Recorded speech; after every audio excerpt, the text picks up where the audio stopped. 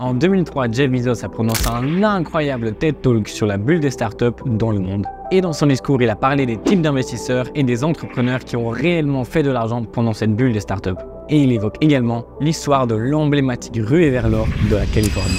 They took, in 1849, in that gold rush, they took over $700 million worth of gold out of California. It was very real. Saviez-vous qu'en 1848, un groupe de mineurs ont trouvé une tonne d'or en construisant un moulin en Californie? Est-ce que vous savez exactement combien d'or ils ont trouvé?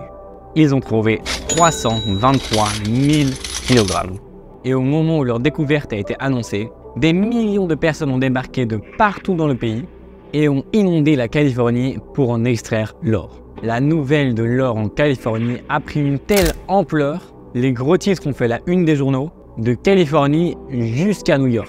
Des gens ramassent en une matinée plus qu'ils ne gagneraient dans toute l'année. Et parmi ces milliers de mineurs, beaucoup sont morts au combat et énormément se sont fait voler leur or par d'autres mineurs. Et seulement quelques-uns d'entre eux ont pu réellement repartir avec leur or. Maintenant, si je vous raconte cette histoire et que je vous demande, selon vous, qui a gagné le plus d'argent dans cette histoire, quelle serait votre réponse? Les mineurs forts et robustes qui ont pu tabasser les autres mineurs et récupérer tout leur or? Ceux qui ont été les plus intelligents et qui ont cherché aux meilleurs endroits afin d'en sortir le maximum d'or? Ou encore les chanceux qui ont trouvé un kilo d'or directement? Absolument rien de tout ça. Il s'avère que les personnes qui gagnaient réellement de l'argent pendant cette ruée vers l'or n'étaient pas les mineurs d'or, mais ceux qui leur vendaient des pelles et des chevaux, ceux qui vendaient de la soupe et même ceux qui leur vendaient des vêtements. Et je peux vous assurer que la première personne qui a pensé à vendre des pelles et des pioches a gagné beaucoup plus d'or que la personne qui a dû creuser pour l'obtenir. Et en réalité, l'un de ces vendeurs n'était personne d'autre que Lévi Strauss, qui a ensuite fondé l'emblématique Levi's. Et si vous regardez l'histoire de très près, c'est littéralement l'histoire de toutes les autres révolutions qui sont passées dans le monde. Pendant la révolution automobile, beaucoup d'entreprises ont réellement diminué leur chiffre d'affaires à cause de l'énorme concurrence à ce moment-là. Mais ceux qui n'ont pas arrêté de faire de l'argent et qui ont réellement fait leurs chiffres étaient celles qui vendaient du pétrole ou même de l'acier pour vendre ensuite à ces constructeurs automobiles. Et si vous voulez un exemple beaucoup plus récent, regardez par exemple le dropshipping. Il y a d'abord eu les premiers qui ont fait beaucoup d'argent avec le dropshipping, ensuite une vague de nouveaux entrepreneurs sont arrivés pour faire leur place sur le marché, et ceux qui pourtant ont fait énormément d'argent sont ceux qui ont aidé ces entrepreneurs à faire ce qu'ils voulaient faire. Par exemple, les logiciels qui aidaient à traquer les publicités, à trouver des produits gagnants, etc. Ou encore les différents entrepreneurs qui ont commencé au tout début et qui maintenant se sont mis à vendre des formations pour les autres personnes. Ce sont ceux-là qui ont pu réellement continuer à gagner de l'argent malgré le fait que le dropshipping était mort. Et c'est ce qu'on appelle une entreprise du second ordre, dans laquelle vous créez une entreprise pour aider d'autres entreprises à devenir plus compétitives. Ainsi, depuis que j'ai commencé à étudier ce concept, j'étais fasciné par la découverte de ces différents vendeurs. Et je voulais comprendre ce qu'impliquait une entreprise d'1 million de dollars dans le contexte actuel. Salut à tous, c'est Stan, et si vous ne me connaissez pas encore, je vous présente des idées de business, des études de cas ou des tests de business en temps réel en vidéo. Dans cette vidéo, nous allons parler d'entreprises qui se créent sur des réels besoins et comment vous en inspirer. Suite à mes recherches, j'ai découvert une entreprise qui envoie des notifications et des SMS comme des entreprises comme Wix et Uber et qui génèrent des millions d'euros de revenus tous les ans. Et tout ce qu'ils ont fait, c'est de remplacer des systèmes de télécommunications complexes par un simple logiciel. Ils permettent aux entreprises d'embarquer la communication dans leurs applications. Et aujourd'hui, ils possèdent 200 salariés, 7000 clients et sont maintenant rentables depuis plusieurs années. Donc si vous êtes un entrepreneur à la recherche d'une idée, cela pourrait être une énorme opportunité pour vous. Et si vous êtes un investisseur, cela pourrait vous aider à découvrir une nouvelle mine d'or. Dans cette vidéo, approfondissons et comprenons cette société appelée Plivo. Quelle était exactement leur stratégie commerciale? Qui les a aidés à devenir si prospères et rentables? Quels sont les problèmes qu'ils ont résolus? Et surtout, quelle est la leçon que nous devrons en tirer? C'est une histoire qui remonte au début des années 2000. À cette époque, les logiciels devenaient de plus en plus populaires en tant que plateforme de la nouvelle ère. Mais avec la croissance des business en ligne, l'engagement des clients est devenu un vrai problème pour ces entreprises. Parce qu'avec l'espace hors ligne, si vous souhaitiez avoir des clients, il vous suffisait d'avoir un magasin physique, les gens passaient et voyaient votre magasin, rentraient et boum, vous aviez des clients. Mais dès que les choses sont passées en ligne, c'est devenu beaucoup plus complexe pour 3 raisons. Le premier problème était sur la gestion des appels. Des milliers de clients les appelaient tous les jours et de cette façon, les entreprises devaient embaucher du personnel pour répondre à ces appels et soit ils engageaient de nombreuses personnes dans leur centre d'appel, ce qui leur coûterait extrêmement cher, soit ils feraient attendre les clients pendant très longtemps. Et nous savons tous à quel point il est horrible d'entendre pendant 10 minutes cette musique. Les entreprises se situaient donc dans une situation très difficile, où elles devaient soit réduire leurs bénéfices en engageant plus de personnel, soit décevoir leurs clients et sacrifier leur part de marché. Alors vous réalisez que c'est une situation très difficile pour toutes les entreprises. Deuxièmement, ces volumes d'appels étaient assez irréguliers. Aujourd'hui, vous pouvez recevoir 10 000 appels, demain seulement 1000, et après-demain, s'il y a une grosse erreur dans l'entreprise, vous pourriez recevoir plus d'1 million d'appels. Le maintien des effectifs est donc très difficile et il est même impossible de savoir à l'avance quel jour nous aurons combien d'appels. Et malgré tout ça, l'expérience du client est catastrophique. Car super souvent, il doit attendre des dizaines de minutes avec la fameuse sonnerie d'appel avant de recevoir une réponse. Et c'est la raison pour laquelle ils ont créé cette entreprise. Ils ont donc décidé de créer un logiciel qui faciliterait grandement la création de RVI ou réponse vocale interactive. Et c'est quelque chose que nous avons tous utilisé. Lorsque vous appelez Domino's, vous tombez directement sur une messagerie qui vous dit « Bienvenue chez Domino's ». Appuyez sur 1 pour commander, appuyez sur 2 pour suivre votre commande ou appuyez sur 3 pour de l'aide. Ainsi, si vous appuyez sur 1, un membre du personnel viendra directement prendre votre commande.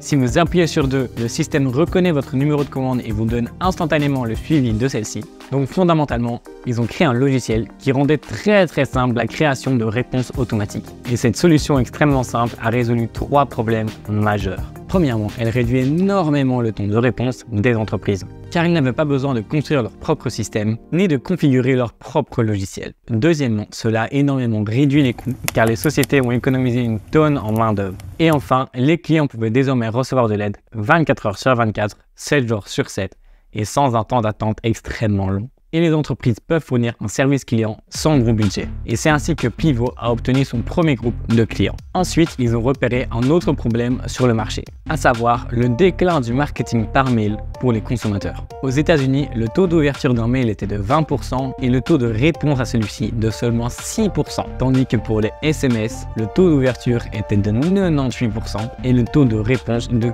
45%. Et pour couronner le tout, 90% de ces messages ont été lus en moins de 3 minutes. Aujourd'hui, ça peut sembler une évidence, mais il faut savoir que durant les années 2000, aucun des sites n'était lié directement aux télécommunications. Ainsi, si aujourd'hui il est beaucoup plus simple d'obtenir un OTP à partir d'un site web, à l'époque, les ordinateurs n'étaient même pas connectés au monde des télécommunications. Et ces deux mondes étaient tellement déconnectés l'un de l'autre qu'il était quasiment impensable de les faire fonctionner ensemble. Plivo a commencé l'ingénierie et introduit la solution d'engagement par SMS à ces entreprises géantes, en divisant l'engagement client en 3 blocs: l'acquisition des clients, le service client et les crochets de fidélisation. Et si vous envisagez de créer une SaaS, il s'agit d'un énorme marché que vous pouvez exploiter et aider les entreprises à mieux gérer leurs clients. Alors comprenons mieux ce voyage. La première étape est l'acquisition des clients. À cette étape, l'objectif est d'attirer l'attention des clients potentiels et de les transformer en clients réels.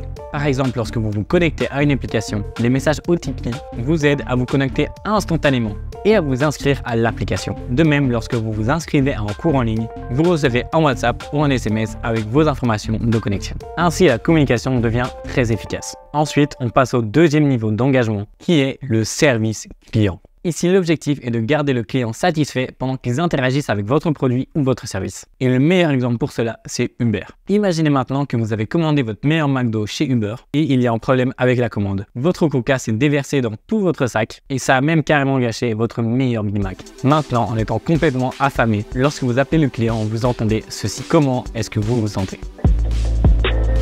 Bonjour et bienvenue chez Jontalu Service.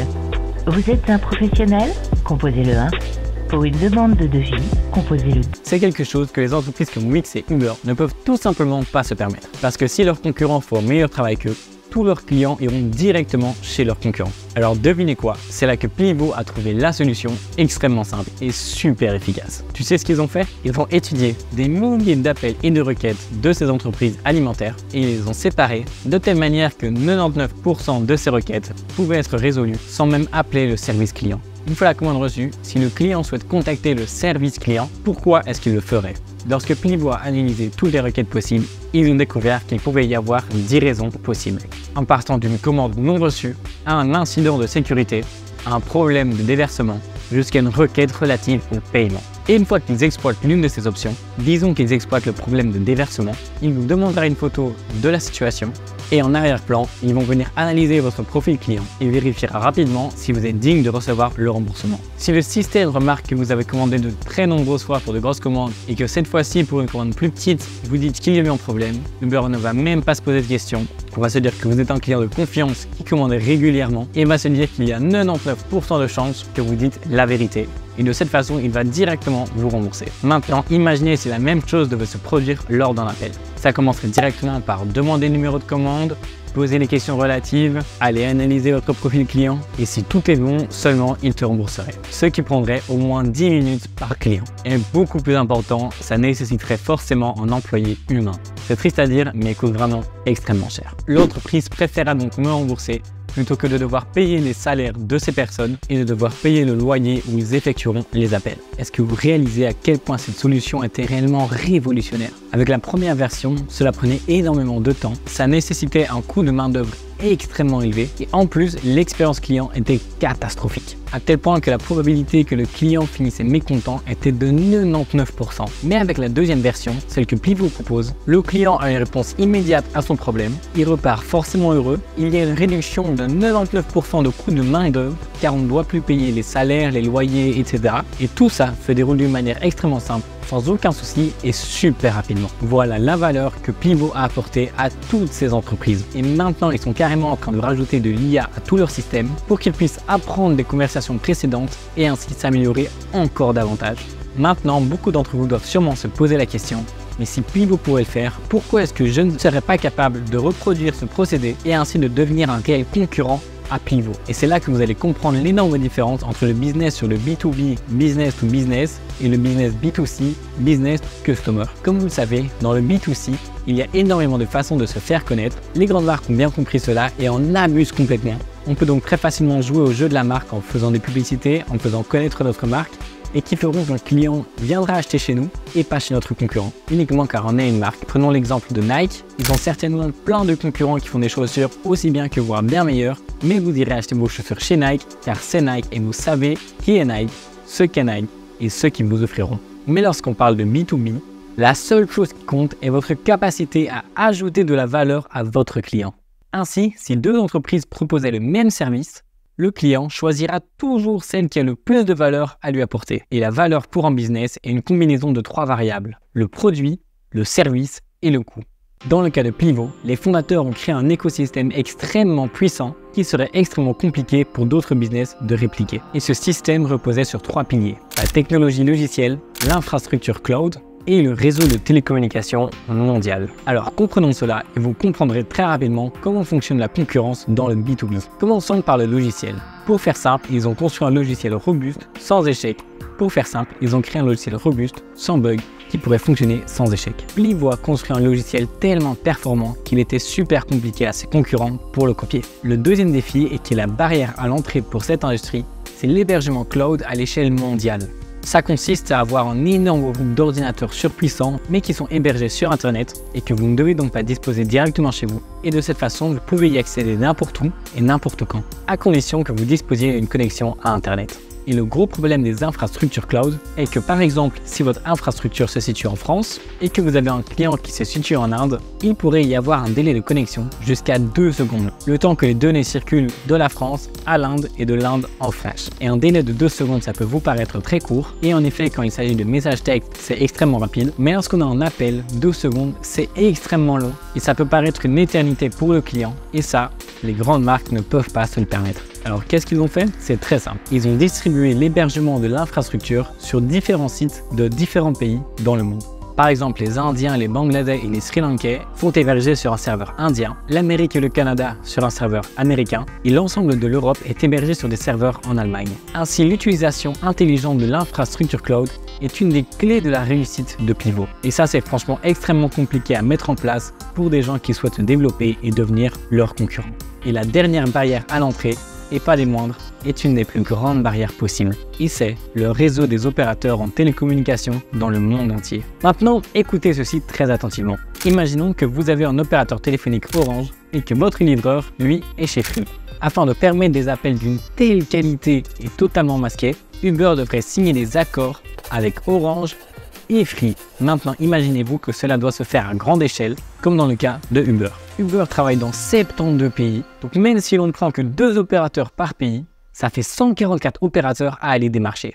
Et non seulement c'est coûteux, mais c'est extrêmement long à être appliqué. Il faut environ entre 3 à 6 mois pour avoir un seul accord d'un des opérateurs. Et c'est là que Plivo a résolu le problème en passant des années à nouer des partenariats avec les différents opérateurs de télécommunications. Et ça garantit la qualité des appels masqués et simplement le fait de pouvoir communiquer avec votre livreur ou votre client dans le monde entier. Aujourd'hui, Plivo a noué plus de 100 relations directes avec les opérateurs au cours des 12 dernières années et peut au total connecter plus de 16 000 opérateurs les uns avec les autres grâce à ces partenariats dans le monde entier. Maintenant, lorsque l'on observe ce genre d'entreprise, la question que l'on se pose très souvent, c'est est-ce qu'ils sont rentables? Eh bien, pour ça, examinons leurs chiffres. Plivo gagne de l'argent de 3 manières différentes. Il gagne de l'argent grâce aux frais mensuels pour les logiciels en fonction du nombre d'utilisateurs de ceux-ci. Ensuite, il facture directement en coût fixe pour chaque appel.